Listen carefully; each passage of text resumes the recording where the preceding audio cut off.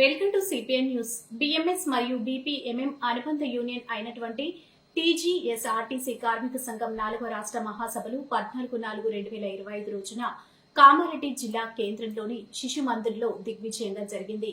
ఈ సభకు తెలంగాణలోని అన్ని రీజియన్స్ కి సంబంధించిన కార్మిక బంధువులు, పదాధికారులు మరియు బీపీఎంఎం ఫెడరేషన్ నుండి కైలాస్ మాలిక్, బిఎంఎస్ రాష్ట్ర సంఘటన మంత్రి రామ్మోహన్ జీ, రాష్ట్ర అధ్యక్షులు కలాల్ శ్రీనివాస్, బీకేఎస్ అఖిల భారతీయ అధ్యక్షులు కొండాల సాయిరెడ్డిలు హాజరై కార్యకర్తలకు మార్గదర్శనం, దిశానిర్దేశం ఇవ్వడం జరిగింది.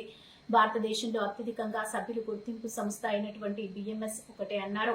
బిఎంఎస్ ద్వారా వ్యక్తి నిర్మాణం మరియు దేశ ప్రగతికి పాటుపడే ఏకైక యూనియన్ బిఎంఎస్ మాత్రమే. ఆర్టీసీ కార్మికుల పరిష్కారానికి బిఎంఎస్ ఎల్లవేళలా తోడ్పాటు అందిస్తుందని తెలియజేయడమైంది. దేశంలోని వివిధ రాష్ట్రాల కార్మికులు జరుగుతున్న అన్యాయాలను, సమస్యలను పరిష్కారానికి చేస్తున్న ప్రయత్నాలను, వాటి వల్ల బిఎంఎస్ సాధించిన ప్రగతిని తెలిపారు. కేంద్ర ప్రభుత్వం ఆధీనంలో ఉన్న సమస్యలన్నింటినీ కేంద్ర ప్రభుత్వం దృష్టికి తీసుకెళ్లి తమ కర్తవ్యాన్ని నిర్వహిస్తామని అన్నారు. కొత్తగా ఎన్నుకున్న కార్యవర్గ సభ్యులు అధ్యక్షులు Venkatachari, working president Basanth, vice president Shobhan Babu, general secretary Elaswamy Kumar, treasurer Ramesh Kumar, organising సెక్రటరీగా Prasad, Venkat Yadav, Manikyam, LM Ramesh, Narsimhulu, Shivakumar, Anasuya, Ravinder Goud, Manohar Rao, adviser member Venkatareddy, Tirupati Goud, రాఘవులు, greater Hyderabad zone incharge Sripathi, పోషాద్రిలను ఎన్నుకోవడం జరిగిందని తెలిపారు. కార్మిక కార్యకర్తలకు ఎప్పుడూ అండగా ఉంటామని తెలిపారు.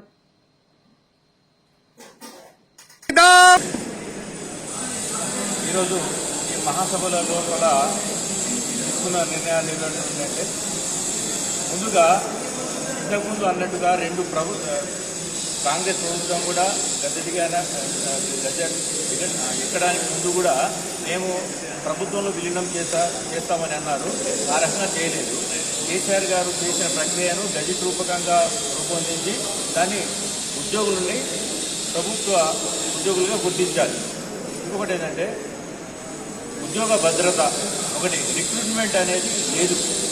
ప్రతి విభాగంలో రిక్రూట్మెంట్ లేదు కాబట్టి రిక్రూట్మెంట్ని తొందరగా చేయాలి. ఎందుకంటే బడ్జెట్లో ఎంతైతే మొత్తం కేటాయించినామో ఆ బడ్జెట్ మొత్తాన్ని రిలీజ్ చేస్తే ఆర్టీసీ బాగుంటుంది. మహాలక్ష్మికి ప్రభుత్వం ఇచ్చే సొమ్ములు ప్రతి నెల చెల్లిస్తే ఆర్టీసీ సుభిక్షంగా ఉంటుంది, పూర్వవైభవంగా వస్తుంది. కాబట్టి ప్రభుత్వం ఇచ్చే డబ్బుల్ని మాత్రం ప్రతి నెల కానీ ఎప్పటికప్పుడు ఇస్తూ ఉంటే పూర్తిగా కేటాయించిన డబ్బులు పూర్తిగా ఇవ్వాలి. అలాగే ప్రైవేట్ పరం చేయకుండా ఈ బస్సులు కూడా ఆర్టీసీ కొని ఉద్యోగ భద్రత, ఉద్యోగుల్ని ఎక్కువ రిక్రూట్మెంట్ చేసుకోవాల్సిందిగా మేము ప్రభుత్వాన్ని కోరుతున్నాం.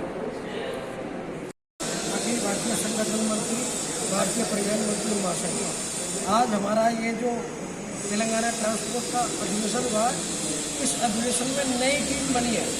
जो पुराने लोग हैं वो हट गए हैं और नई कार्य समिति, नए लोग जो जुझारू लोग हैं वो इस टीम में आएंगे और तेलंगाना ट्रांसपोर्ट की जो आजकल जो स्थिति खराब है उसको बचाने का प्रयास करेंगे.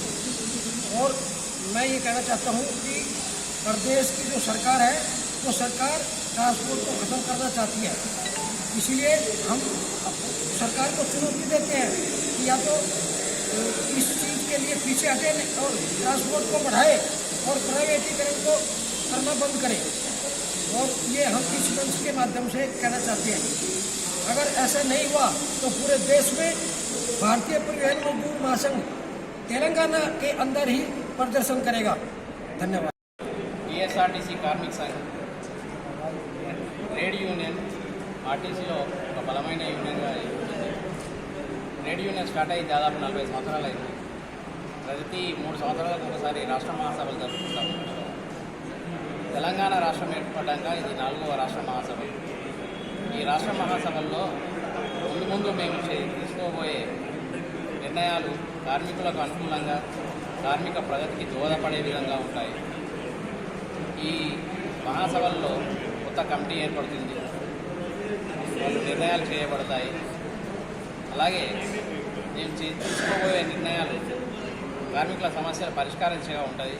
ఇప్పుడు తెలంగాణ ఆర్టీసీలో చాలా సమస్యలు వెంటాడుతున్నాయి. చాలా సంఘాలు జేఏసీగా ఏర్పడి సమ్మె నోటీసు కూడా ఇచ్చాయి. వాటి మీద కూడా ఇంకా సమావేశాల్లో మేము చర్చించడం జరుగుతుంది. దానిలో సరైన నిర్ణయం తీసుకుంటాము. ఏకపక్ష నిర్ణయాలు మా కార్మిక సంఘంలో ఉంటాయి కాబట్టి ఈ మహాసభలలో చర్చించి మేము ఒక నిర్ణయం తీసుకుంటాము. అలాగే ఈరోజు కొత్త బాడీ ప్రకటించబడుతుంది. ఇక నుంచి కొత్త బాడీ ఏదైతే ఉందో అది మిగిలిన 3 సంవత్సరాలకు పనిచేస్తుంది. ఆ బాడీ కోసం ఈ సమావేశం ఏర్పాటు చేయడం జరిగింది. ఇది కామారెడ్డి జిల్లాలో ఎందుకు ఏర్పాటు చేశామంటే కామారెడ్డి జిల్లా అనేది ఉద్యమాలకు పుట్టిన పేరు, ఎత్తింది పేరు. అందుకని ఇక్కడ నుంచి కొత్త నాటి స్టార్ట్ అవ్వాలని కామారెడ్డి జిల్లాలో ఏర్పాటు చేయడం జరిగింది.